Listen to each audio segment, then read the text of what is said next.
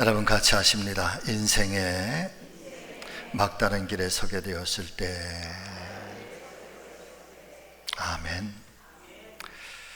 아무쪼록 지난 한 주간 열심히 믿음으로 사시고 또 최선을 다해서 살아가시지만은, 그러나 때때로 우리가 불가항력적으로, 때로는 예상치 못하게 우리 가운데 다가오는 지치고 상한 일들도 있으리라 사료가 됩니다.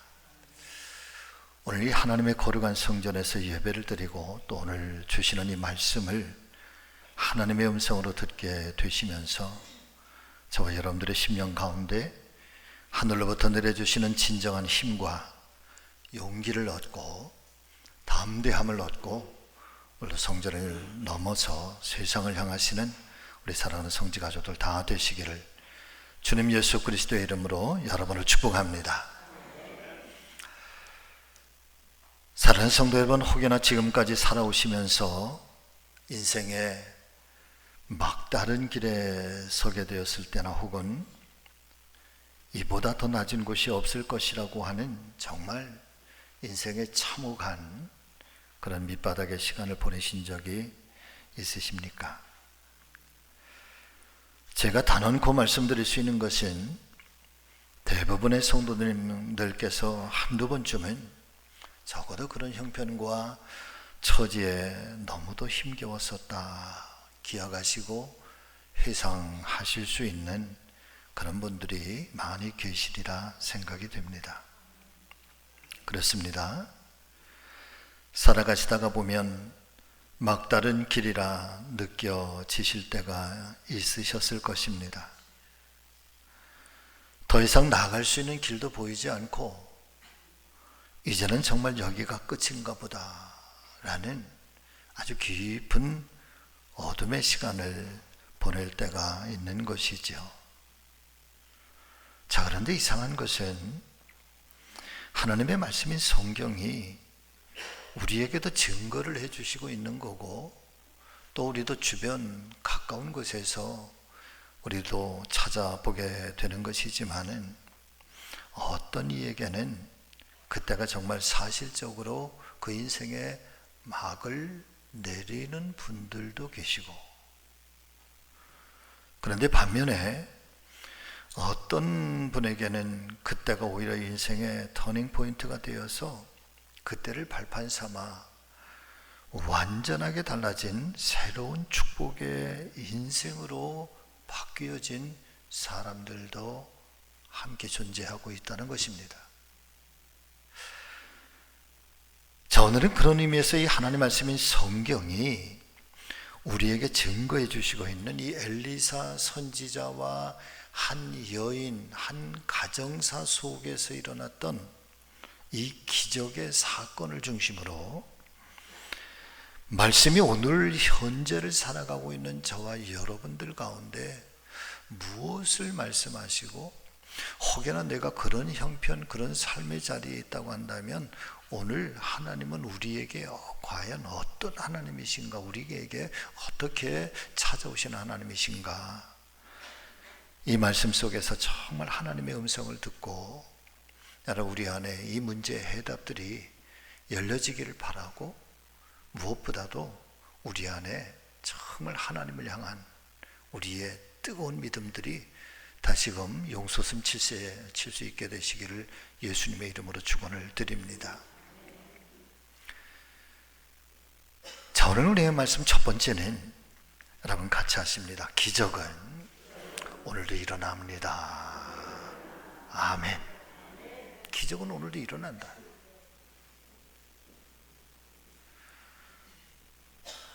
제 인생의 스승이라고, 영적 스승이로 제가 너무나도 존경하는 한 목사님이 제가 30대 때 저에게 이런 말씀을 들려주셨는데, 그때 주셨던 말씀이 오늘 이 시간까지도 저에게는 큰 힘이 되고 저에게는 아주 큰 목회에 또 제 믿음의 기둥처럼 세워진 말씀이 있습니다.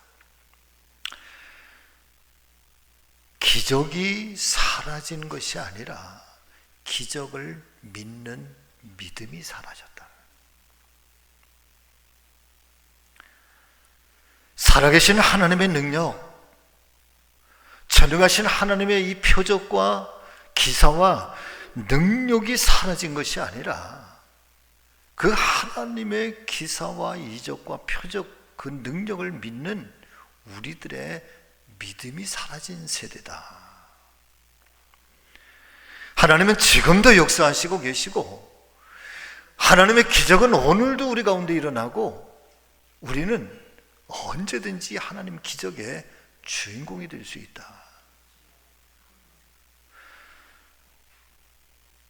30대 초반에 들려주셨던 그 말씀 한 귀절귀절들이 여러분 지금도 제 안에 굳건한 믿음이 되어서 저는 하나님의 기적, 하나님의 놀라운 역사는 지금도 오늘도 우리 가운데 일어나고 있음을 믿습니다. 기적이란 도대체 뭘까? 여러분 같이 하십니다. 인생의 막다른 길에서 우리를 구원해 주시는 하나님의 초자연적인 능력, 현상. 아멘. 어쩌면 오늘 하나님 말씀인 성경이 이 본문의 이야기를 통해서 우리에게 들려주시고 있는 한 말씀이 있다고 한다면 바로 그 한 말씀은 오늘도 하나님의 기적은 일어난다라고 하는 아주 분명하면서도 확고한 말씀으로 저는 들려오게 됩니다. 어느 날 갑자기 기적의 선지자 엘리사의 제자 중에 한 사람이 유명을 달리하게 되었습니다. 왜 이 사람이 죽었는지, 어떻게 죽었는지, 뭐 때문에 세상을 떠나게 되었는지 성경은 그 이유를 밝히고 있지는 않습니다. 그런데 졸지에 남편을 잃어버린 이 아내, 이 부인이 엘리사 앞에 찾아와서 그 슬픈 마음을 통곡하고 자신의 딱한 처지를 하소연하고 있습니다. 갑자기 남편을 잃은 이 여인에게는 적어도 세 가지의 아픔이 있었을 것이라 생각이 됩니다. 첫 번째 아픔은 한 집안의 가장이요 사랑하는 사람 남편과의 사별로 인한 슬픔인 거죠. 세상에서 가장 무너지는 슬픔, 가장 큰 고통이 바로 사랑하는 이와의 그런 사별의 아픔이라고 하는데 그것은 현실적인 것이고 그것은 정말 폐부의 깊은 곳까지 찌르는 그런 고통이고 그런 눈물이었을 것입니다. 두 번째 아픔은 그녀의 남편이 하나님을 잘 섬기던 엘리사 선지자의 제자 중에 한 사람이었다고 한다면 적어도 이 사람은 신앙적인 사람이고 자신의 일생을 하나님을 위해서 헌신하겠다고 다짐했던 바로 그런 사람이었는데 그런 사람이 왜 세상을 일찍 떠날 수밖에 없었는지, 그런 믿음의 가정이 왜 이런 고통과 어려움을 당하게 되었는지 인간적인 생각으로는 도저히 이해할 수 없는 그런 처사에 대한 신앙적인 아픔. 어쩌면 이 두 번째 신앙적인 아픔이라고 하는 것은 오늘을 살아가고 있는 저와 여러분들에게도 여러분 동일한 아픔이고 동일한 질문이죠. 우리가 예수를 잘 믿으려고 하는데, 우리가 정말 하나님 뜻대로 잘 순종하려고 하는데 왜 이 고난이 우리에게 다가오게 되는 걸까? 우리의 인간적인 생각으로는 도무지 풀어낼 수 없는 그런 신비. 자, 어쨌든 세 번째 아픔은 사랑하는 남편을 잃은 이 슬픔에 잠길 여유도 없이 이제는 빚쟁이들이 찾아와서 두 아들을, 이 생떼 같은 두 아들을 빚 대신 끌고 가겠다라고 하는 이 현실적인 어머니로서의 아주 절박한 고통, 이 절박한 고통. 그래서 말씀을 우리는 간략하게 살펴볼 때에는 사실은 오늘 말씀이 그런 내용까지 전해주고 있지는 않지만은 그러나 우리가 속 깊이 살펴보게 되면 참으로 가혹한 현실이 아닐 수 없는 것입니다. 자, 그런 중에서도 유일하게 남겨진 단 한 가지라 오늘 성경은 아주 신라 같은 희망을 우리에게 던져주시고 있는데, 이 여인에게서 유일하게 남겨진 단 하나, 이 실낫 같은 아주 실 한 줄기처럼 다가오는 희망의 빛 그 한 가지를 이 여인이 선택을 하게 되는데, 그것은 바로 엘리사를 찾아가게 되는 것입니다.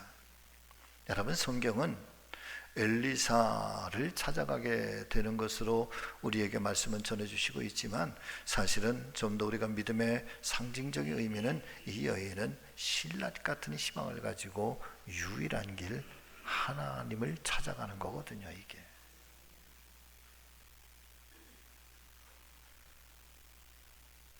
결론적으로 먼저 말씀을 드리면, 마치 신의 한 수가 된 것처럼 이 여인 그리고 두 아들에게는 상상할 수조차 없었던 그런 놀라운 축복, 그리고 하나님의 은혜를 경험하게 되는 기적의 시간이 될 수 있었다라고 하는 것이 여러분 오늘 본문의 말씀이 우리에게 던져주시고 있는 개략적인 이야기인 것입니다. 저는 먼저 오늘 말씀을 통해서 오늘 이 말씀 성경이 저와 여러분들에게 들려주시고 싶어하는 신앙의 첫 번째 원리를 깨닫게 되시기를 예수님의 이름으로 축원을 드립니다. 사실 우리의 신앙이 뜨거울 때도 있고, 사실 우리의 신앙이 엷을 때도 있지만은, 그러나 어떤 상황, 어떤 현실 앞에서도 저와 여러분들이 반드시 기억해야 될 것이 있다고 한다면, 내가 인생의 막다른 길에 있을 때, 그래서 이 여인처럼 참혹한 그런 현실이 나를 휩싸여 왔을 때, 그때 나의 하나님은 반드시 필연적으로 나를 향하여 구원의 손길을 펼쳐오신다. 이것은 잊지 말아야 된다는 거야. 이게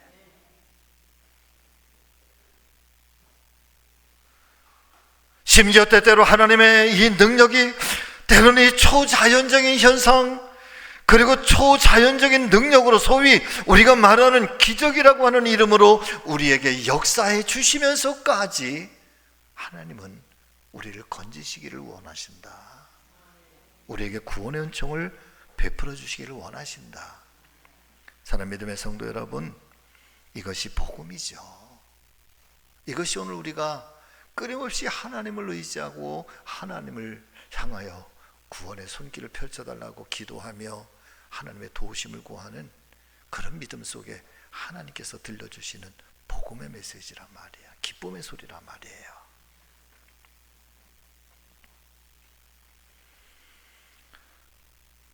성경 전체를 깊이 상고해 볼 때 하나님 역사하시는 이 놀라운 은혜의 사건들, 이 기적의 사건들은 도대체 언제 일어나게 되는 것일까? 놀랍게도 하나님의 손길이 가장 많이 그리고 가장 강력하게 임재하시고 역사할 때가 언제인 거 보니까, 여러분, 우리가 인생의 막다른 길에 섰을 때예요. 할렐루야. 그런 때 하나님께서는 절대적으로 우리를 외면하지 않으시고 반드시 하나님의 백성들을 위해 상상할 수 없는 기적을 베풀어 주시면서까지 그 삶을 인도해 주시고 구원해 주시고 있다는 사실을 우리는 성경에서 곳곳에서 발견하게 되는 것입니다. 사람들이 자기가 잘났다고 기고만장하고 또 교만할 때 오히려 하나님께서는 여러분 잠잠하십니다. 저 혼자 능히 다 해나갈 수 있다고 큰 소리 칠 때 하나님은 오히려 조용히 물러나 계십니다. 그런데 인생들이 위기에 몰려서 어찌할 수 없어서 내 재주나 내가 의지하는 모든 것들을 다 내려놓고 오롯이 주님 앞에 두 손을 들고 하나님을 나의 하나님이라고 인정하고, 아멘, 하나님을 나의 하나님이라고 인정하면서 그렇게 도우심을 구할 때 비로소 하나님은 그 막다른 길에 구원의 기적을 베풀어 주시면서 여러분 같이 하십니다. 나를 살리시고 나를 건지시고 내 길을 인도하시고 나를 새롭게 하십니다. 아멘. 하나님 나를 살리셔. 하나님 나를 건지시고 하나님 나를 인도하시고. 왜 사도 바울은 자신의 인생에 정말 거친 인생을 정말 이 복음을 위해서, 그리스도의 십자가를 위해서, 예수 그리스도의 부활을 증거하기 위해서 끊임없이 이 복음에 헌신하면서 살 때에 너무나도 힘들고 너무나도 고통스러운 시간들이 그렇게 밀려와요. 그러면서 그런 순간순간마다 하나님의 은혜를 경험하게 되면서 바울이 고백하는 것이 바로 그거예요. 하나님의 사람들에게는 이 모든 것들이 하나님 반드시 합력하여 뭘 이루어 주신다? 선을 이루어 주신다는 거예요. 연약할 때 홀로 있지 않게 하시고 하나님 능력으로 나에게 찾아와 주셔서, 그래서 또 고백하는 말이 내게 능력 주시는 자 안에서 나는 그 어떤 환경도 이겨나갈 수 있노라고.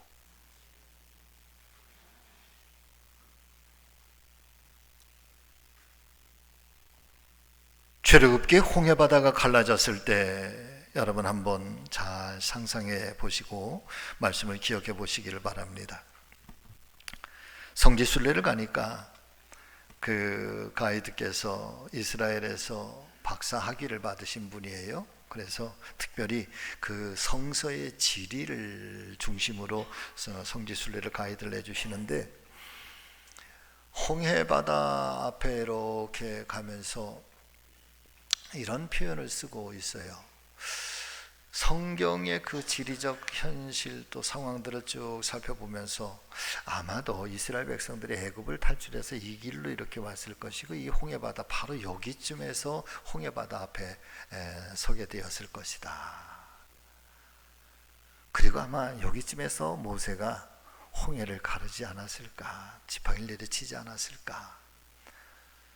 그래서 제가 그 홍해바다 앞에 서면서 너무나 광대한 바다잖아요. 도대체 이 홍해바다가 어떻게 갈라졌을까, 이런 궁금증이 생기는 거예요. 그런데 여러분, 어느 날 만화 영화를 보는데, 이집트 왕자라고 하는 만화 영화를 보는데, 여러분 그 만화 영화 속에 홍해가 갈라지는 장면이 만화로 이렇게 나오는데, 제가 그 장면을 보면서 너무너무 은혜를 많이 받았어요. 우리나라에 뭐 어디 진도행가 가면은 거기도 이렇게 길이 열리잖아요.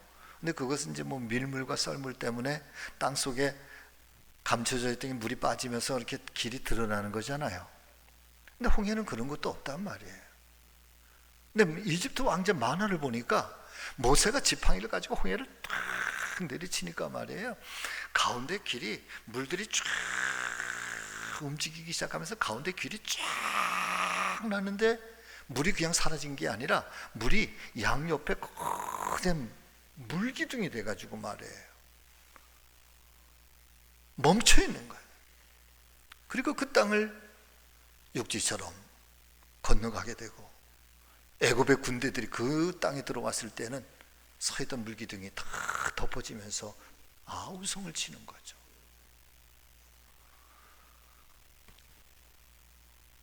저는 그 장면을 가만히 이렇게 생각해 보니까, 이 성경이 홍해가 갈라지는 이 하나님의 기사, 하나님의 능력, 하나님의 역사를 우리에게 증거해 주시면서, 그때 당시의 형편과 현실을 성경은 이렇게 설명을 하고 있습니다.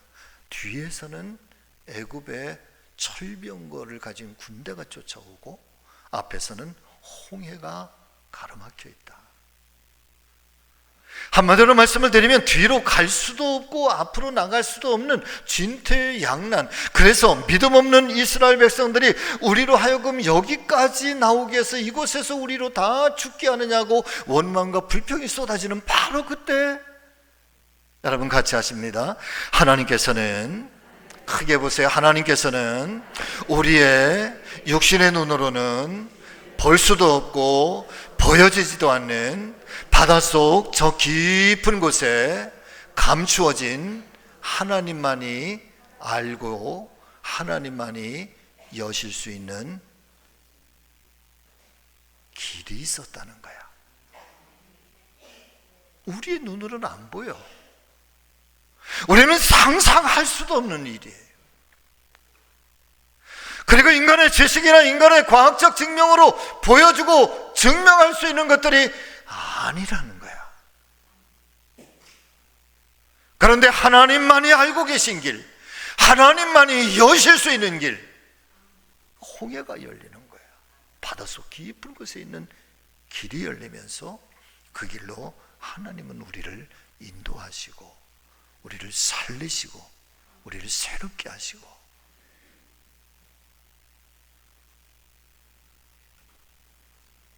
언제 반석에서 맑은 생수가 터졌는가?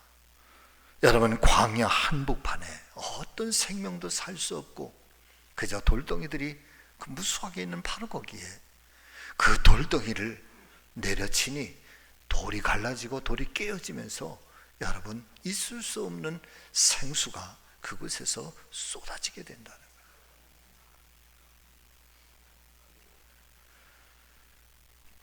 그렇다면 사랑하는 성도 여러분들이요, 저와 여러분들이 절대 잊지 말고 기억해야 할 믿음이 하나 있다고 한다면, 언제나 위기의 순간 그런 위기와 절망만 있는 것이 아니라 반드시 하나님의 놀라운 축복의 손길과 구원의 은총도 함께 일어나고 있다는 사실을 기억하실 수 있기를 바랍니다.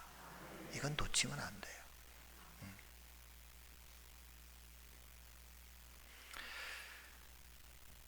하나님의 거룩한 교회가 갱신되고 부흥하게 되는 일은 한 채의 의심도 없이 오직 성령의 역사와 성령의 능력을 통해서 일어나게 된다는 사실을 저는 굳건하게 믿고 있습니다. 저는 우리 교회가 이 거룩한 땅 성지로 66번지에 하나님께서 교회를 세우시는데, 어제 보니까 성지, 이 땅을 가리켜서 여러분, 영어의 표현이 땅을 얘기를 하는 게 아니라 홀리 그라운드라고 그래요. 홀리 그라운드, 넓은 영역을 이야기를 해요. 그러니까 성지라고 하는 이 이름은 홀리 그라운드야. 넓은 어느 한 곳을 지명하는 것이 아니라 교회가 있기 때문에 이 지역 전체가 거룩한 땅인 거예요. 내가 있기 때문에 여러분 축복의 땅이 되는 것처럼, 아브라함이 있기 때문에 축복의 자리가 되는 것처럼, 하나님의 거룩한 사람들이 있는 그 영역, 그 전 영역이 성지인 거예요. 우리 교회 때문에 이 지역이 생명의 역사가 일어나는 거예요. 교회 때문에 이 땅에 슬픔을 당한 사람들이 소생하게 되는 거예요. 저의 간절한 소망이 하나 있다고 한다면, 그렇게 위기의 순간에 역사하시는 하나님의 놀라운 기사와 이적과 표적과 능력, 살아계신 하나님, 전능하신 하나님의 손길이 이 거룩한 그라운드인 이 성지 교회, 이 성지로 66번지에 위치한 우리 교회, 이 거룩한 성전에 구름대와 같이 사람들이 몰려 들어와서 하늘문을 두드리고 하늘문과 땅의 축복의 문들이 열려지기를 간절히 사모하면서 뜨겁게 기도하는 그런 하나님의 사람들, 이 거룩한 그라운드에, 이 거룩한 이 성지에 여러분, 그런 사람들이 구름대처럼 몰려 들어와서 하나님을 체험하고 하나님을 경험하고 인생의 문제가 해결이 되고, 그래서 당당하게 이 땅 가운데 여러분 하나님의 백성으로서의 그런 삶을 영위하면서 누리면서 살아가는 그런 축복의 제단이 여러분 바로 우리 교회가 되기를 저는 너무나도 소망하고 너무나도 기도하고 있습니다. 그래서 실패한 사람, 고난을 당하는 사람들,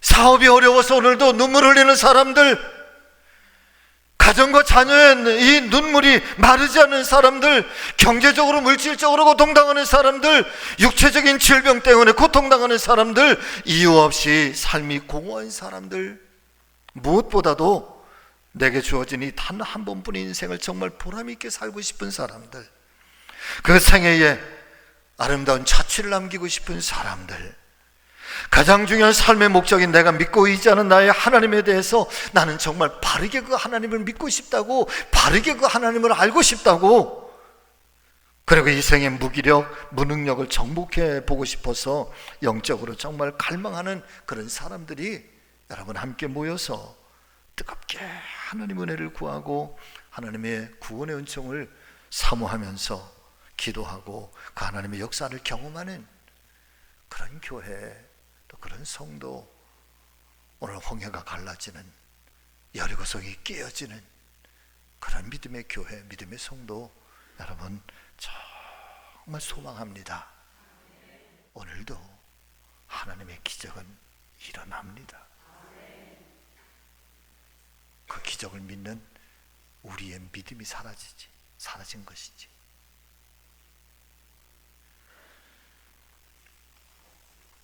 시편 91편 14절과 15절의 말씀을 여러분 우리 다 같이 함께 마음에 새기면서 같이 읽어보실까요?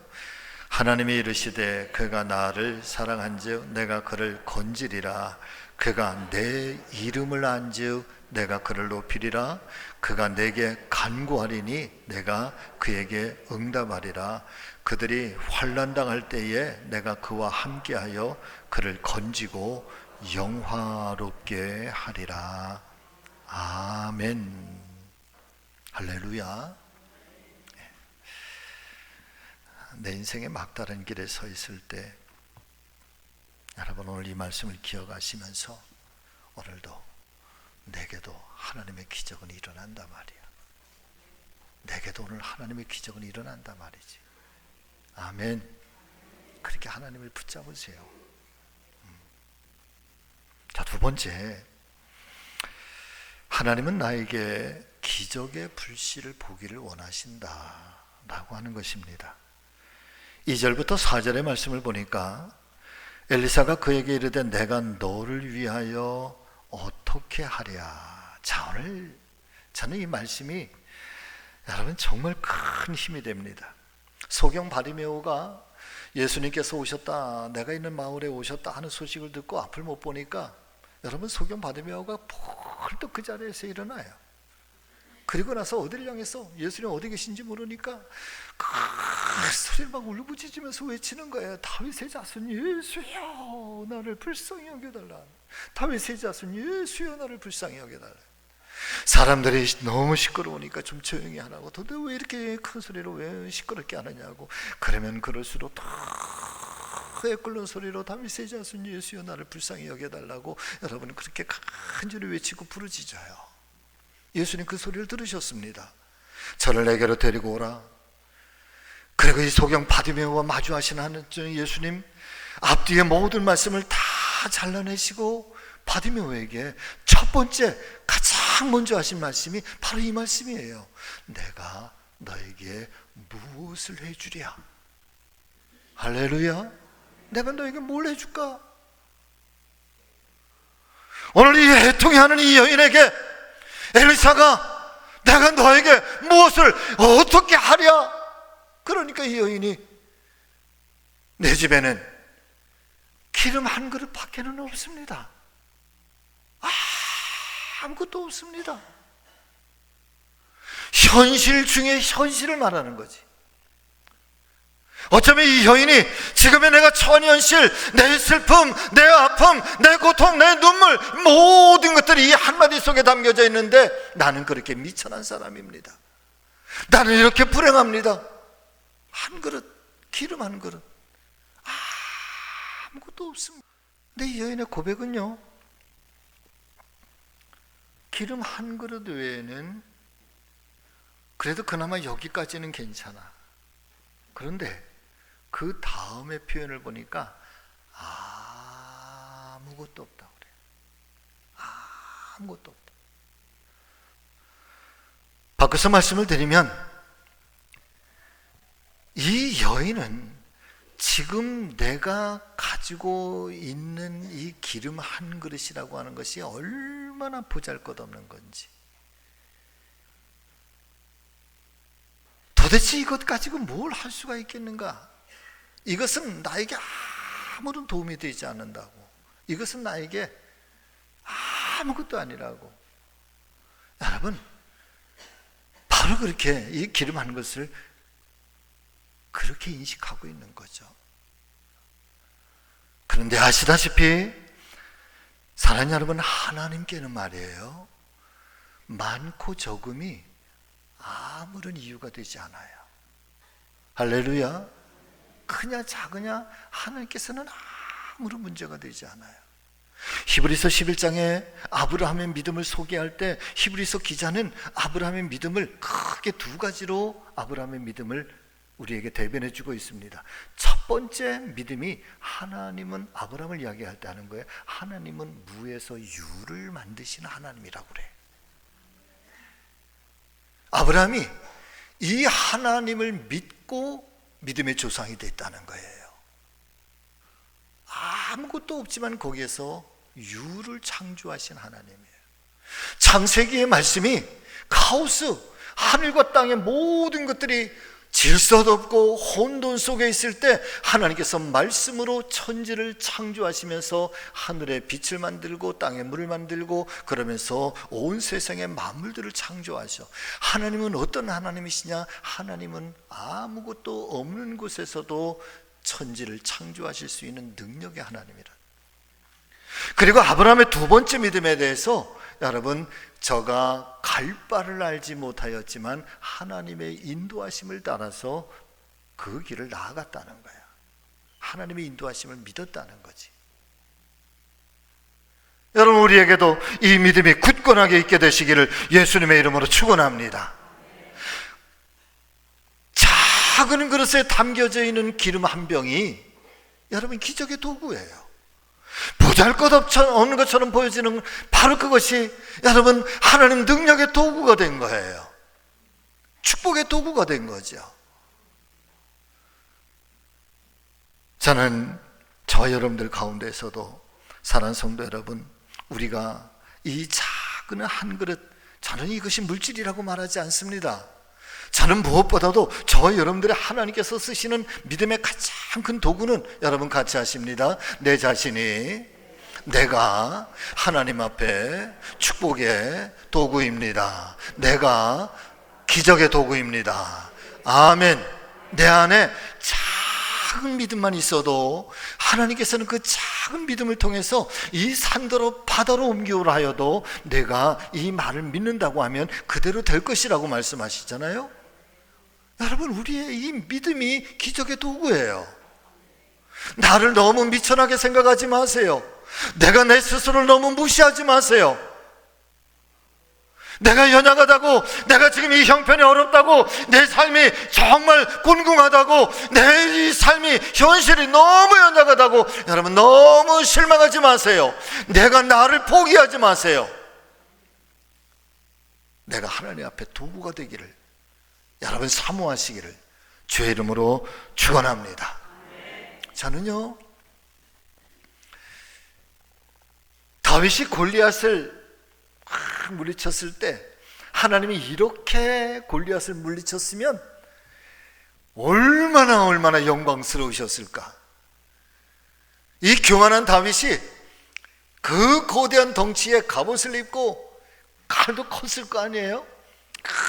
칼을 높이 들고, 이 벌레 같은 이스라엘아, 나와 대적할 자가 있으면 나와보라 그러면서 내가 블레셋의 골리앗이다 하면서 칼을 갖다 확 들어올렸는데, 능력의 하나님이, 전능하신 하나님이 칼이 쫙 올라가는 순간에 번개를 꽝 쳐가지고 말이에요, 번개가 그냥 그 골리앗의 칼 끝에 꽉 임하여서 골리앗이 번개 맞아서 짜르르 떨려다가 죽으면, 야, 그 자리에 얼마나 많은 사람들이 하나님의 전능하심을 보고 하나님께 영광을 올려드렸을 거예요. 하나님 그렇게 일하시지 않으셨다는 거예요. 그리고 그 하나님을 향하여 여러분 믿음의 눈이 열려, 홍해바다가 저 감추어져 있지만 그 속에 감추어진 그곳에 하나님이 여시는 길이 있는 것처럼, 여리고성이 그저 돌기만 했는데도 무너지게 되는 것처럼 여러분, 하나님의 도우심과 하나님 은혜가 저와 여러분들의 가정, 저와 여러분들의 기도의 제목, 여러분들의 믿음을 통해서 나타나게 되기를 예수님의 이름으로 축복합니다. 말씀을 마치겠습니다. 여러분 같이 하십니다. 오늘도 기적은 일어납니다. 아멘. 내 믿음이, 하나님을 향한 내 믿음이 오늘 기적의 도구다. 혹여나 지난 한 주간 힘겹고 또 때마다 순간마다 여러 가지 힘들고 어려운 일이 있으면 여러분 오늘 말씀 속에 하나님의 음성을 들으시고 다시 한번 용기를 가지고 오늘 이 한 주간 세상 속에서도 당당하게 승리하며 기적의 주인공들 다 되시기를 예수님의 이름으로 축원합니다. 기도하겠습니다.